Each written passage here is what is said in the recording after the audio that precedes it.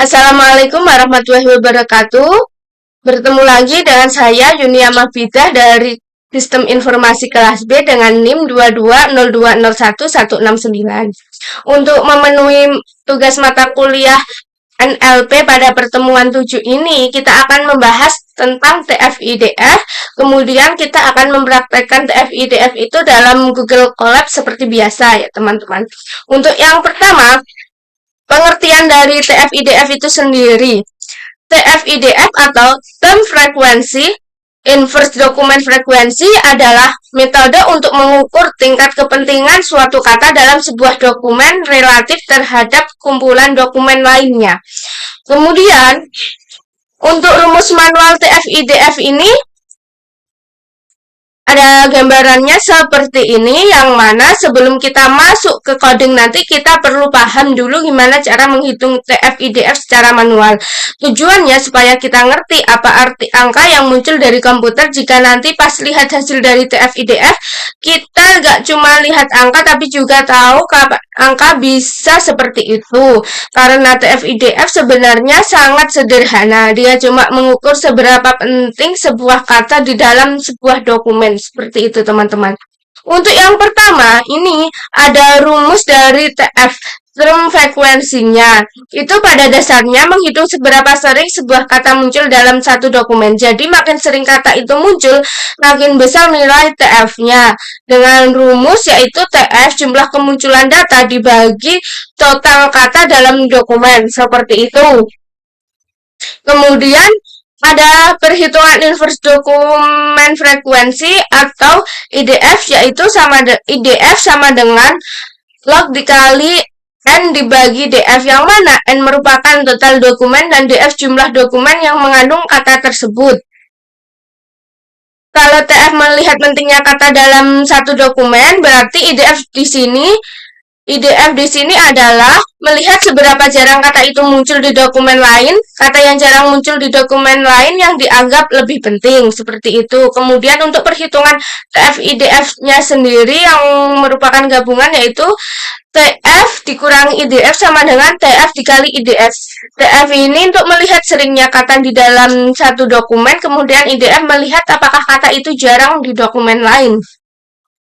Jadi, perhitungan manual dari TF-IDF ini membantu kita memahami kenapa suatu kata dianggap penting. Setelah paham konsep besar ini, maka nanti saat coding kita bisa lihat apakah nilai TF-IDF yang keluar sudah sesuai dengan makna dokumen yang kita analisis, seperti itu.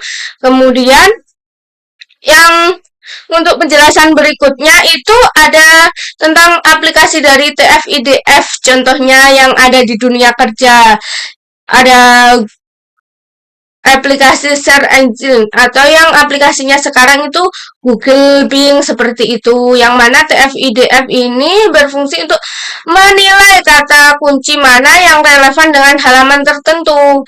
Kemudian ada aplikasi untuk rekomendasi artikel atau berita, yaitu TF-IDF-nya berfungsi memetakan konten yang mirip, chatbot, aplikasi chatbot dan customer service untuk memahami maksud pesan pelanggan, kemudian aplikasi deteksi spam email untuk kata-kata tertentu punya bobot tinggi di email spam, kemudian untuk analisis sentimen, yaitu fungsinya mengekstraksi kata penting dari ulasan pelanggan, seperti itu.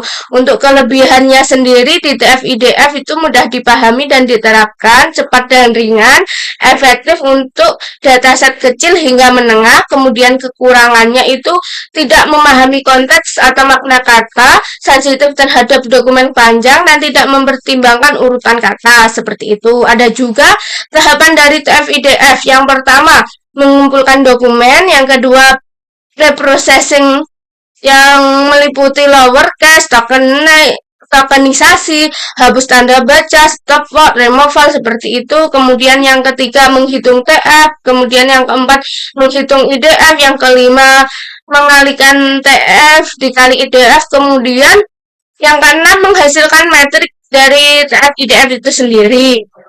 Langsung saja setelah ini kita masuk pada codingannya. Di sini di Google Colab saya sudah ada codingannya teman-teman. Ini langsung saja kita copy ya. kita masukkan dalam Google Colab, langsung kita jalankan. Apakah nanti hasilnya akan muncul? Let's read datanya, kita tunggu dulu.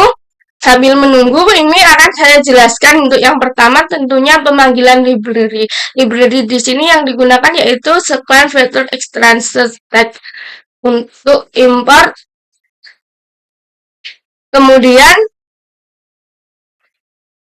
ada yang TF-IDF Vectorizer, ini adalah alat dari sequence untuk otomatis menghitung TF-IDF-nya itu ini ya. Kemudian Pandas untuk menampilkan hasil data dalam bentuk data frame ini. Ini nanti yang menampilkan data dalam bentuk data frame yang mana akan diolah pada proses output. Yang ini ada 3 contoh dokumen teksnya.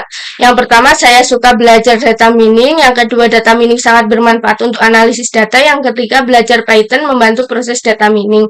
Kemudian untuk membuat model TF-IDF-nya tadi menggunakan vectorizer dan dengan untuk mengubahnya dengan TF-IDF vectorizer ini ya.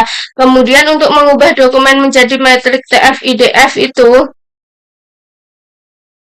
dengan menggunakan TF-IDF metrik sama dengan vectorizer fit transform dokumen, yang mana fit ini untuk mempelajari kata apa saja yang ada di dokumen ini dengan fit, kemudian transform ini untuk menghitung nilai TF-IDF setiap kata pada tiap dokumennya ini. Kemudian untuk hasil metrik berupa angkanya ini dengan perintahnya ini TF-IDF sama dengan PD data frame untuk memunculkan data frame-nya ini TF-IDF metrik to array sehingga jadi metrik dan kolom vectorizer get vector sehingga nanti dalam kolom. Nah, hasilnya seperti ini teman-teman. Kita lihat, kita cari jumlah data yang tertinggi ada di saya dan juga suka.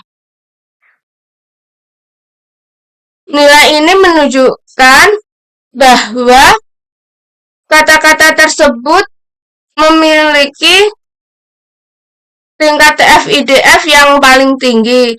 Kemudian untuk yang rendah-rendah seperti ini, selain yang tertinggi tadi, berarti dia muncul di dalam data teks yang lainnya seperti itu. Kemudian juga untuk penjelasan yang kedua, ini yang tertinggi ada di data. Sedangkan yang selain itu, kayak yang rendah ada 2, yang kalimat 2 di mining, itu karena mining juga muncul di kalimat lain. Begitu juga untuk penjelasan yang ketiga ya teman-teman. Dengan kata lain, TF-IDF ini berhasil menunjukkan kata mana yang menggambarkan isi tiap dokumen berdasarkan angka bobotnya. Nah, di dokumen 1, 2, dan 3. Di dokumen 1, bobot tertinggi ada di saya dan suka. Dokumen 2, bobot tertinggi ada di data. Kemudian di dokumen ketiga, data yang tertinggi ada di proses dan yang terendah ada di mining. Seperti itu teman-teman. Nah, semoga penjelasan dari saya ini dapat membantu. Sekian praktikum dari saya. Terima kasih. Wassalamualaikum warahmatullahi wabarakatuh.